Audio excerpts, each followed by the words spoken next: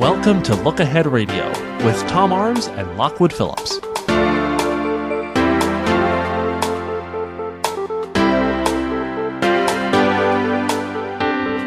Coming up, viewpoints around the world with Tom Arms here on the Talk Station. And as always, to remind you, you're welcome to join us this evening. The program is live.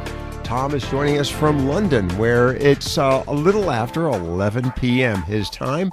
And I'm looking forward to the conversation about, well, how Europe is handling the changes here in the U.S. As a matter of fact, President Obama arrived today in Berlin with talks with German Chancellor Angela Merkel. I'd be interested in hearing what reports are coming from that meeting as well. As always, to remind you, the numbers, you're welcome to join us. 252 area code 247-7282. That's 247-7282. 910 area code of our listening audience. 353-4674. 353-4674. That toll-free number 800-818-2255. Via email at viewpoints with an S. viewpointsradio@hotmail.com. Via Facebook at Viewpoints on the Talk Station. It's always a pleasure to have joining us Tom Arms of Look Ahead Radio and also online at lookaheadnews.com. Thomas, good evening. Thanks for joining us. Good evening, Lockwood. Always a pleasure here as well. Tell us, how's the weather? It's autumn. Now, you might be interested. I've been doing some research on autumn leaves. Do you have autumn leaves do you have color changing color? No, we don't have them like we do in America. Now, I do miss the beautiful autumn colors that you have in the States. You know, it really is a wonderful time of year, all those reds and yellows. Mm-hmm. Here, it's primarily a sort of yellow, and a rather browny yellow at that. It's pretty, but it's not gorgeous like it is in the States, especially in New England or Skyline Drive in Virginia. And apparently the reason is because the forests in America are a lot older than they are in Europe. Really? What happened was that in the past 2,000 years, the Europeans just simply chopped down all the trees. Mm-hmm. And contributed to global warming in the process. I apologize. Yes, Continue yes, on. Of course they did, yes. But they chopped down all the trees. And a lot of the species which produce the red leaves, went extinct. Huh. Wow. And that's why you have such a gorgeous display in America.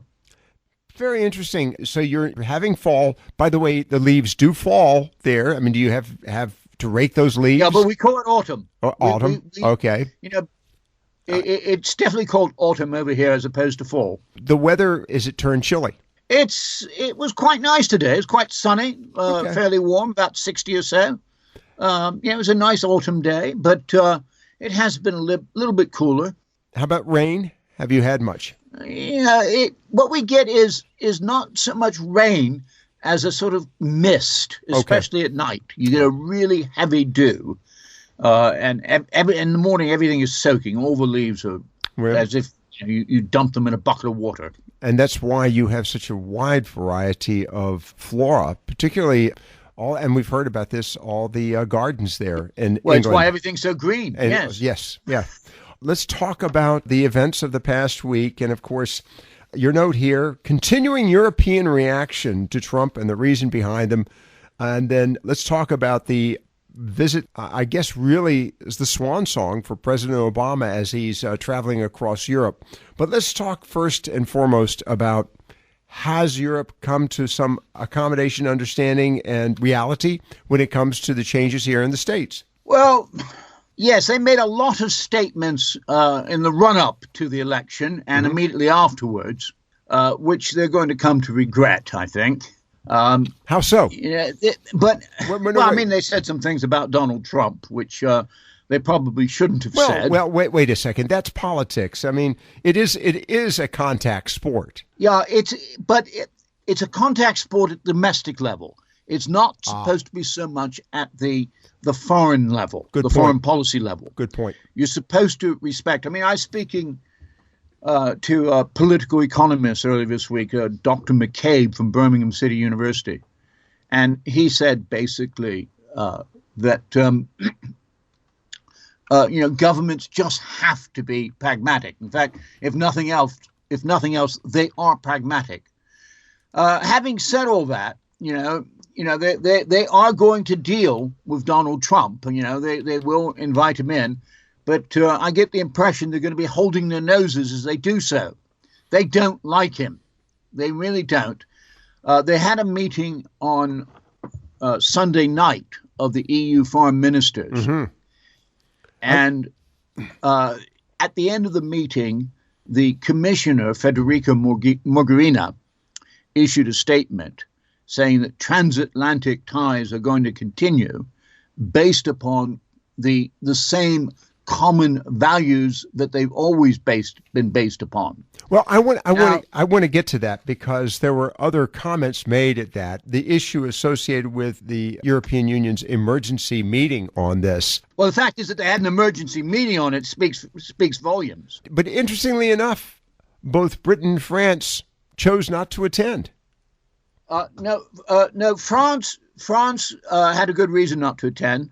There was an important conflict in the calendar, in the diaries, and they made that clear, but they wanted to attend.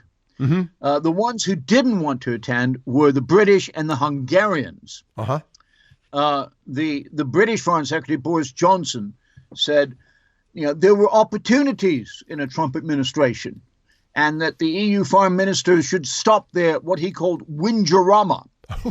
And the Hungarian foreign minister said the EU countries were being hysterical in their statements about Trump. But the fact is that they felt that they had to have this emergency meeting. And if you read between the lines of the statements that came out afterwards, they're clearly not happy. They're not happy. They've actually said, for instance, when they're talking about Russia, that without mentioning the U.S. by name, they said if any other countries change their policies on Russia, that doesn't mean we're going to change ours.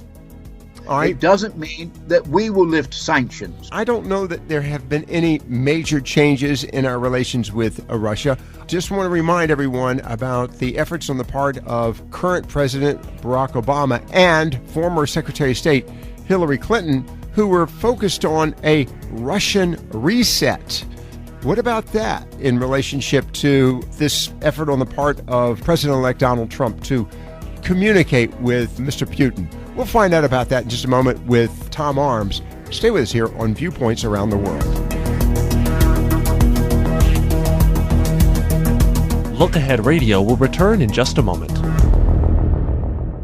This is Tom Arms with LookAheadNews.com's World Report for the week beginning the 21st of November. Look Ahead broadcasts tomorrow's news today so that you can plan to participate. The European Parliament on Monday holds its first full session since the election of Donald Trump. Expect worried speeches from MEPs. There are also expected to be anti-Trump demonstrations in Mexico on Monday to mark the public holiday Revolution Day. On Wednesday, British Chancellor of the Exchequer Philip Hammond lays the financial foundations for Britain's exit from the EU with a budget statement to Parliament. From Tuesday, defence ministers from the Philippines, Malaysia and Indonesia meet to establish standard operating procedures for combating piracy in the South Sulu Sea between Indonesia and the Philippines. French-speaking nations gather on Tuesday in Madagascar for the biennial meeting of the International Organization of French-Speaking Countries. In France itself, the first round of primary elections for the Republican nomination for the French presidential race will be held on Sunday. Other elections next week include parliamentary elections in Kuwait, gubernatorial elections in the Nigerian state of Ondo, a constitutional referendum in Grenada, and a referendum in Switzerland on whether or not the country should stop producing nuclear energy. Wednesday is Thanksgiving Day. No, not in America, in Japan. The American holiday, as always, is on the following day on Thursday. It will be quickly followed by Black Friday, America's biggest shopping day of the year and the official start of the Christmas shopping season. And finally, for all you Grinches and Scrooges, Friday has also been named World No Shopping Day after a campaign by Canadian artist Ted Day, who wants the world to focus on the problem of overconsumption. And that was next week's News Today from LookAheadNews.com, so that you can plan to participate in the world around you. Stay tuned after this message for the expanded Look Ahead World Analysis. Quick, what do these sounds have in common? These are the sounds of geography. Geography helps us understand connections between people and places. But our kids aren't getting enough of it. Half can't locate Japan or India, and 20% can't even find the Pacific Ocean. So we created MyWonderfulWorld.org to give kids the power of global knowledge. Go to MyWonderfulWorld.org to learn more. It's a wonderful world. This is Tom Arms of LookAheadNews.com's expanded world analysis for the week beginning the 21st of November. Look Ahead broadcasts tomorrow's news today so that you can plan to participate. The world continues to react to the election of Donald Trump. Next week, the European Parliament starts its first full session since Trump's shock victory. The Parliament's president, Martin Schulz, said the day after the vote that the Parliament accepted the will of the American people, but added that Trump's win was a very difficult moment, and he hoped that the new president would respect the rights of the EU. Mexico is expected to be the hardest hit by the election of Trump. 80% of Mexico's exports go through America. The peso has plummeted since the businessman's election. Monday is Revolution Day in Mexico, a public holiday to mark the beginning of the revolt to overthrow the country's dictatorship. There's a traditional parade in Mexico City, which this year will be dominated by anti-Trump protesters. British Chancellor of the Exchequer Philip Hammond delivers his first budget statement since the UK voted to leave the EU. The autumn statement on Wednesday is meant to lay the financial foundations for forthcoming negotiations and is expected to call for increased borrowing, lower corporation taxes, and spending on infrastructure. In France, the Republican Party holds the first round of its presidential primaries. If none of the candidates receives 51% of the vote, then there will be a runoff on the 27th of November between the two top contenders. Until recently, it appeared to be a two-horse race between former President Nicolas Sarkozy and former Prime Minister Alain Juppé. But in the past 10 days, another former Premier, François Fillon, has moved steadily up the field to turn next Sunday's poll into a three-horse affair.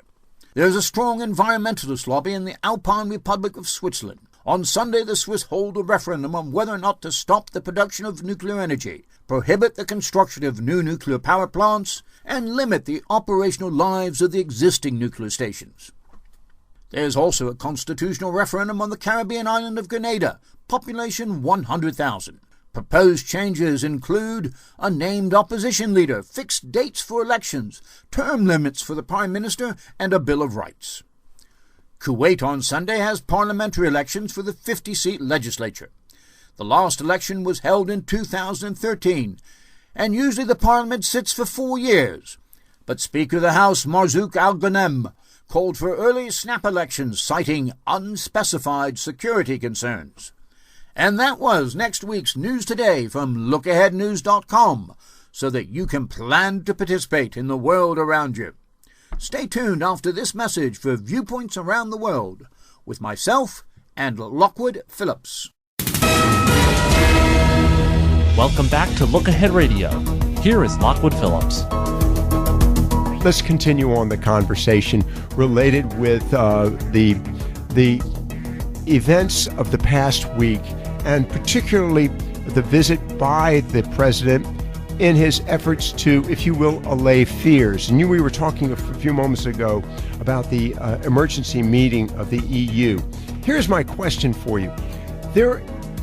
You've said that some have been calling for calm. Yet, is the president and his travels in Europe calling for calm? What is he doing? What exactly is his purpose there? Well, it was meant to be a transitional visit. This was scheduled a long time ago, and he expected Hillary to win, and he was going to be going around saying, goodbye, it's been really nice working with you, and, just reassured you, you're going to be getting more of the same from President Clinton. But, of course, that's not what happened. So what he's doing instead is trying to reassure people that the system will work, that America has a checks and balance system, that it will act as a check on the more extreme policies of President Trump as the Europeans view them, that it has a Supreme Court, it has a legislature, and things like that.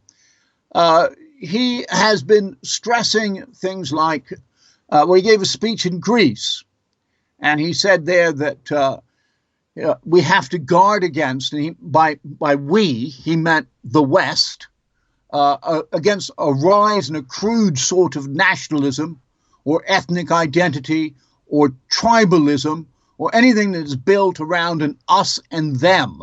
Right. And then he added, in the United States, we know what happens when we start dividing ourselves along lines of race or religion or ethnicity. It's dangerous, he said. Now, this was obviously a clear reference to the campaign. It's interesting, though, that there have been so many extensions and expansions of the campaign.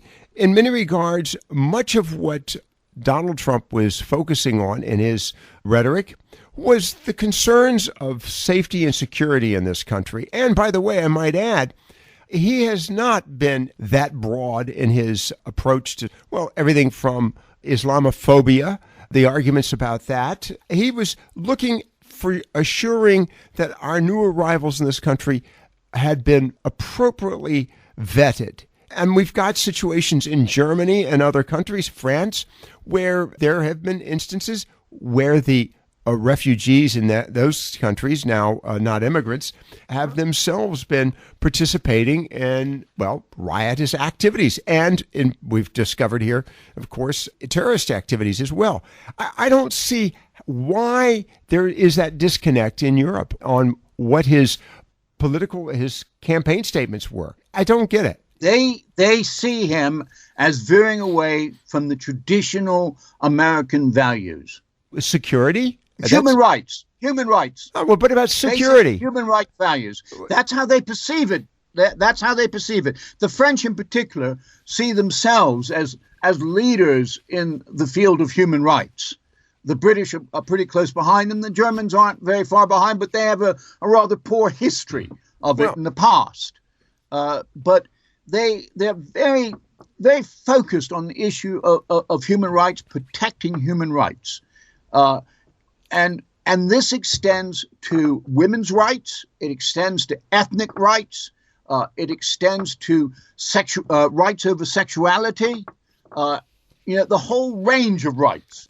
Tom, I think much of what Europe is hearing has been a matter of a narrative, if you want. And I think it's unfortunate. I think in the process it has, and we'll not get into the debate on this, and unfortunately I don't know that the president has done a very good job in describing the Trump administration, which is still in its formative stages, but it is unfortunate. And I want to go to something else that's related to this. And of course, this having to do with NATO. I know that there have been some concerns and arguments and statements that the They're U.S. terrified. Well, NATO has never proven to be all that efficient to begin with. And on top of that, Lockwood, I will definitely take issue with you on that. All right, tell us how it's been efficient. I mean, look at, I don't think NATO has done anything. NATO, but wait, NATO has not done anything of success in the Ukraine alone. But okay, let me hear the examples. Wait a minute. Have you forgotten the Cold War? No, NATO was strictly. You don't think it was successful in the Cold War? I don't. You don't think it was successful in coming to America's defense in Afghanistan? The only time when Article 5 has been invoked. Article 5 says that every state has to protect every other country if they are attacked. The only time that's been attacked was after the attack on the Twin Towers, when every state said, we will come to your aid, we will stand by you and fight by your side in Afghanistan. I will concede on the issue of Afghanistan, but beyond that, Cold War, and you don't think it was in any way useful in holding back the Soviet Union in the Cold War for nearly 50 years after World War II? Number one, we've all discovered now that really the Soviet Union at the time was really a paper tiger, and had they gone to war, it would have been disastrous for them. But number two, it was more an issue of nuclear armament more than anything. I don't want to get into that debate. I just think it's interesting that, and I'm curious as to the source of the information, as to the perception of this candidate, his campaign, and now his cabinet as he's developing it. What is the source for all this information? Well, it's the same source as it is for everyone. I mean, we all, read Facebook. We all read the newspapers. We all listen to the radio and television. Hopefully we're listening to this program. Okay. It's the media. Of course it is. It's okay. But, when you criticize the media, Lockwood, don't forget you're part of it. I'm very much aware of that. As a matter of fact, trust me, that is one of the great fears I have. Will I be going down the drain with all my brethren? Stay with us here on Viewpoints on the talk station FM 107 AM 1240. Viewpoints around the world with Tom Arms.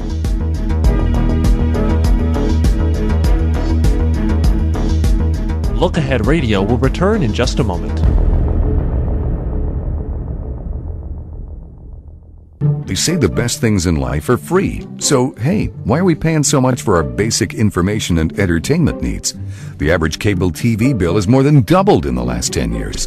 The price of movie tickets keeps going up. So, exactly what is free today anyway? Well, you're listening to it. Local radio. Support the advertisers that support this radio station. And keep listening. We won't send you a bill. There are still some things you just shouldn't have to pay for. We now return to Look Ahead Radio. Here is Lockwood Phillips. Viewpoints around the world with Tom Arms of Look Ahead Radio, which is heard every Friday evening here on the talk station and radio stations around the world, as well as his website, LookAheadNews.com. LookAheadNews.com. Tom, we pretty much dealt with the issue of the campaign and the election of Donald Trump and reaction of many of the countries there in Europe. I will say that the Middle East also has expressed some concern. But let's talk about another issue, and it's kind of related, and that is the populist movement, not only in the U.S., but in Europe. And associated with that is the future of the European Union, particularly now that the U.K. has chosen to leave the European Union with Brexit. And of course, there's some concerns other countries will be following suit.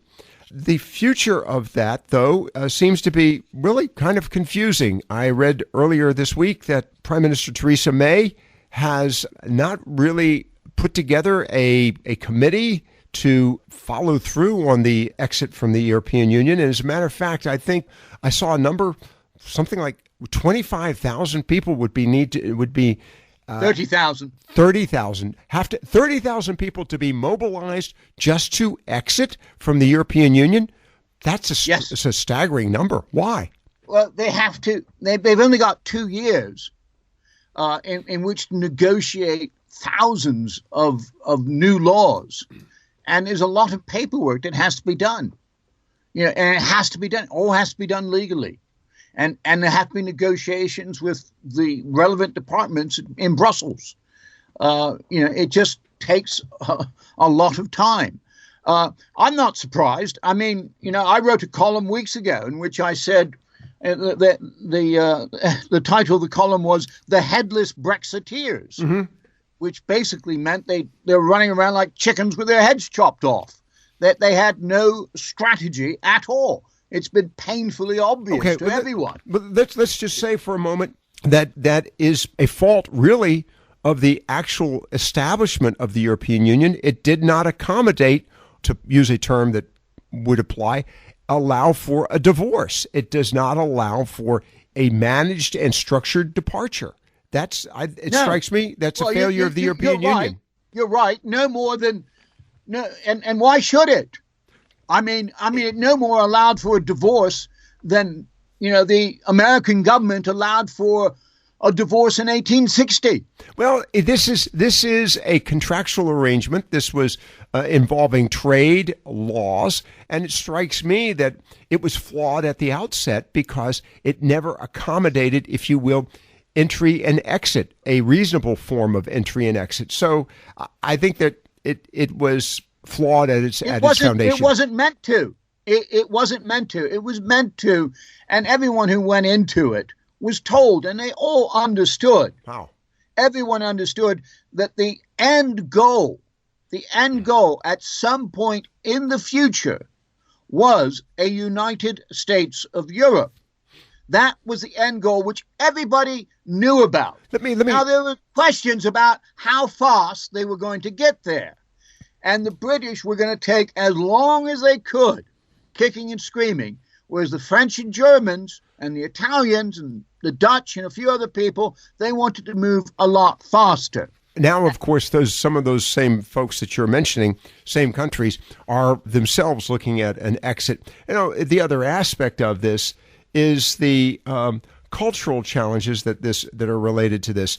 All right, let's accept that this was designed as a United States of Europe. But in the process, the events predominantly in the Middle East and with specifically the issue of refugees, that exacerbate an already weak system to point where it's breaking? Is that one of the reasons? Oh, yes. No, the political institutions are not strong enough. And I think the problem was trying to accommodate long-standing national governments into a supranational state.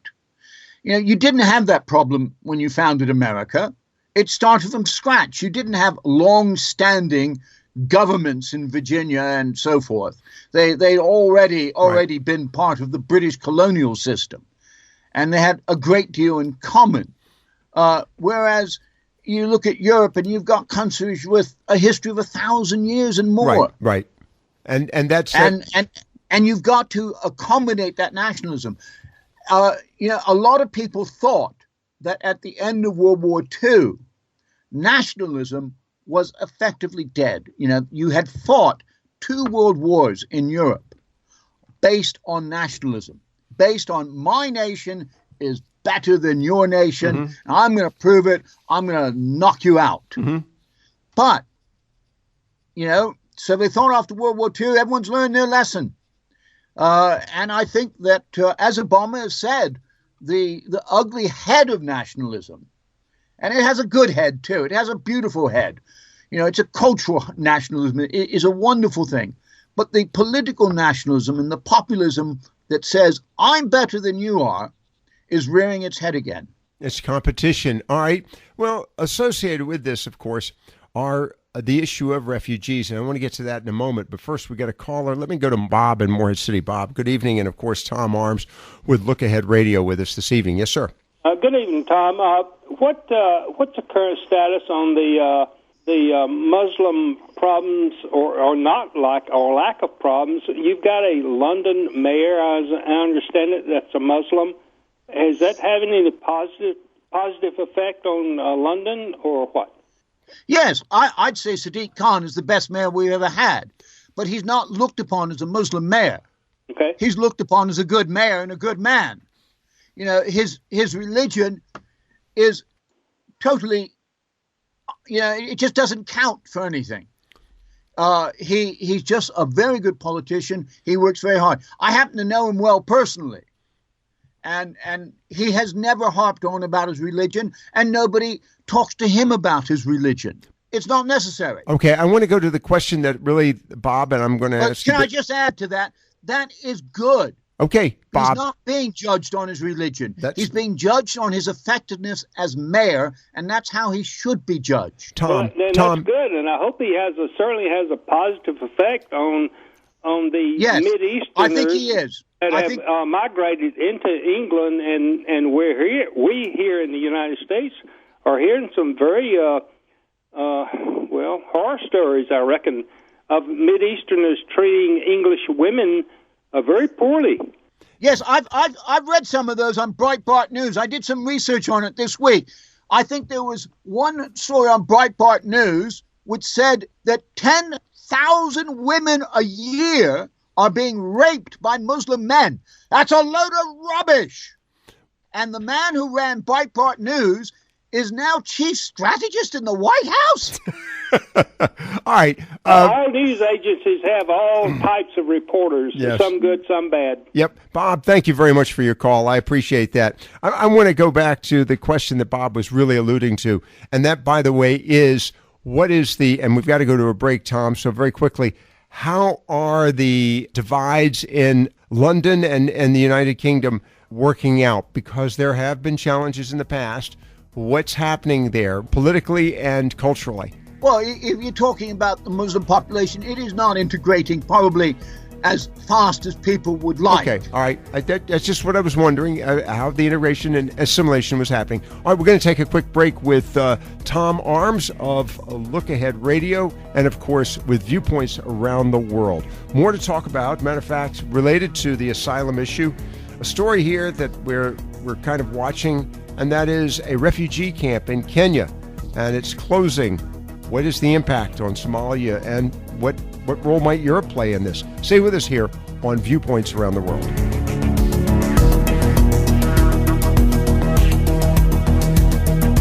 Look Ahead Radio will return in just a moment.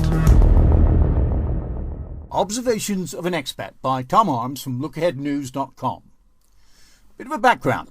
This week, the world's premier lexicon, the Oxford English Dictionary, named Post-Truth as Word of the Year. This broadcast imagines the Hollywood-style awards ceremony. Commentator. Ladies and gentlemen, London's Royal Albert Hall is packed for this year's Oxford English Dictionary Words of the Year presentations. There's no finer setting than this grand Victorian edifice on the edge of Hyde Park. So far we've heard awards for Comic Word of the Year, Short Word of the Year, and a Long Word of the Year. We're now approaching the announcement of the evening. The Oxford English Dictionary Word of the Year. The crowd of the world's most famous wordsmiths, politicians, journalists, broadcasters, and communicators of all shades and opinions are decked out in their finest and anxiously awaiting to hear the word that has shaped this most momentous of years. And the moment has come. Emerging from the wings and stepping up to the podium is our host, and a young Oxford student bearing the famous imperial blue envelopes. Ladies and gentlemen, it is with both pride and humility that I stand here with this lovely young lady on the verge of presenting the Oxford English Dictionary's Word of the Year Award. The ability to communicate through the written and spoken word is a key attribute separating us from the animals. It is the channel through which move statements of love, hate, fear, ideas, concepts, and scientific discoveries which move our world forward. Words are the building blocks of our past, present, and future. Words and meanings they convey are at the very foundation of society. The word of the year is, according to the editors of the Oxford English Dictionary, the word that best represents the thoughts and deeds of the past 12 months and acts as a pointer to the future. Total silence as the host opens the first envelope with a solid gold letter opener embossed with the Oxford University coat of arms. And the nominations are Brexit, the act of British withdrawal from the European Union. Alt-right, an ideological grouping associated with extreme conservative or reactionary viewpoints, characterized by rejection of mainstream politics and by the use of online media to disseminate deliberately controversial content. And finally, post-truth, relating to or denoting circumstances in which objective facts are less influential in shaping public opinion than appeals to emotion and personal belief. And the winner is... The host is now opening the second imperial blue envelope. He's arching his eyebrows slightly and... Post-truth. Well, ladies and gentlemen, just listen to that rapturous applause. You can tell that the OED's Word of the Year is a top-notch popular choice. British Prime Minister Theresa May and all the members of the Trump family are applauding enthusiastically. Chinese President Xi Jinping is smiling enigmatically from ear to ear. Making their way to the stage to receive the award are Donald Trump and his alt-right eminence Grease and now White House Chief Strategist Steve Bannon. Also wending their way through the crowd are Nigel Farage and Boris Johnson, the men who persuaded British voters that it was possible to leave the European Union, stop immigration, and still retain all the financial benefits of membership of the European Club. Finally, From the back of the hall, the crowds are parting for the man whom most think is the biggest winner in this battle of words. Yes, Vladimir Putin, the Russian president, who successfully denied sending Russian soldiers into eastern Ukraine, denied shooting down a Dutch airliner, denied bombing aid convoys to Aleppo, and killing thousands of innocent men, women, and children with his indiscriminate bombing campaign. The host is smiling and shaking each of the men by their hands. The gold trophy pen engraved with the motto, "Words shall set you free," is being handed to President Putin. He's holding it aloft now. This is when his fitness training pays off. Gentlemen, the stage is yours. A grizzled Steve Bannon raises his fist and shouts, "The future belongs to us!" Welcome back to Look Ahead Radio. Here is Lockwood Phillips. Viewpoints around the world with Tom Arms of Look Ahead Radio. Again, heard every Friday evening here on this station, and of course heard stations around the world, and also on the web at lookaheadnews.com. Tom, we were talking about refugees and the impact that that's had on the world in general. I find this is an interesting story. Kenya has a refugee camp there, and it's likely to close. You make note of here, this is going to have an impact in Somalia, which I can understand, but Europe and other countries as well. How large is this refugee camp, and how will it affect Europe? It's between 250,000 and 400,000 people. The camp is called Dadaab. It's in northeastern Somalia. It's been there for 25 years. Wow. Now, that many people, what the Kenyans, they were going to close down this month, but they've decided under pressure from the UN High Commission for Refugees and people like Save the Children to not close it down quite yet. They're going to leave it open a little bit longer, but they are going to forcibly repatriate all these people back to Somalia. And, you know, there's nothing for them in Somalia. So a big chunk of them are just going to keep on walking. And they're going to keep on walking into the camps in Syria, or not Syria, but in Jordan and Lebanon and Turkey. And they're eventually going to try and get into Europe. They've got to go somewhere. It's that or die. What about aid to Somalia directly? What's the future there in light of the fact that it has they've just had an election, right? Which was very indirect. It was just the tribal chiefs who voted in a parliament. And they're going to have presidential elections indirectly elected by their parliament at the end of this month. But it's still it's a very difficult country. They don't have control of the country, the government. Al-Shabaab, which is the jihadist group there, controls most of the countryside still. And a lot of people say they control the cities at night. There is an African Union force there of between 25 and 30,000 men. The Kenyan government has people there as well, but they just can't seem to get under the skin of Al-Shabaab, which is linked to Al-Qaeda. The Kenyans want to close the camp because they see the camp as being the source of some of the terrorism attacks. Yes, exactly. Within Kenya. And there have been 100 terrorist attacks in the past 3 years. So when the Europeans or the Americans complain about, terrorist attacks on their soil, it's nothing compared to what Kenyans are going through. No question about it. But it goes back to the observations that we've been making. These new refugees need to be vetted. Case in point, what we're seeing there in Kenya, and of course the experiences recently in Europe as well. Tom, I don't want to belabor this too much more, but this issue of refugees and the instability of Northern Africa, the Middle East, and we had a critical call earlier this evening about why are we focusing on Europe and issues in the Middle East and around the world, because unfortunately, as you pointed out, these problems have a tendency to travel. So is there any plan to really address the roots of these problems, which are the home countries of these refugees? Is there a plan, or is it a matter of just talking about it as we're doing this evening, sadly? Well, there are plans, but you need, in the case of Somalia, you need a government to deal with. And there really isn't one. I mean, yes, they've had elections, but as I said, it's not really in control of the country. Is there an effort to establish governments?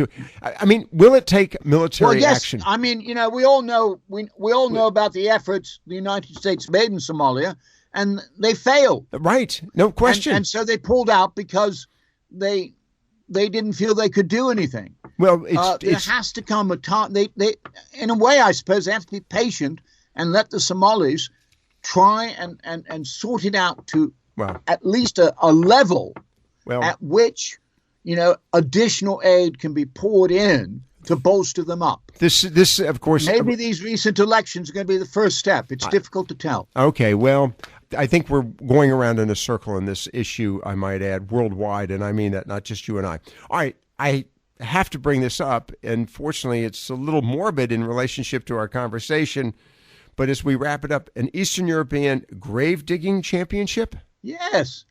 Yeah, it's funny what they have. They have championships for everything, don't they? Competitions for everything.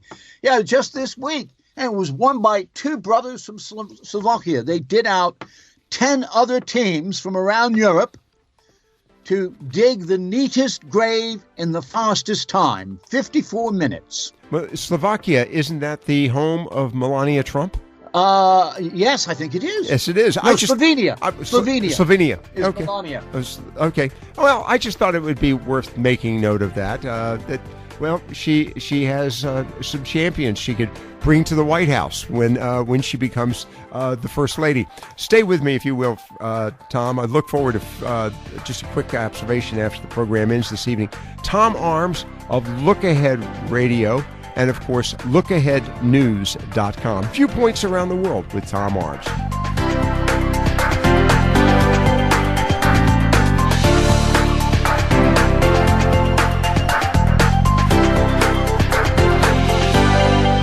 Look Ahead Radio is a production of the Talk Station.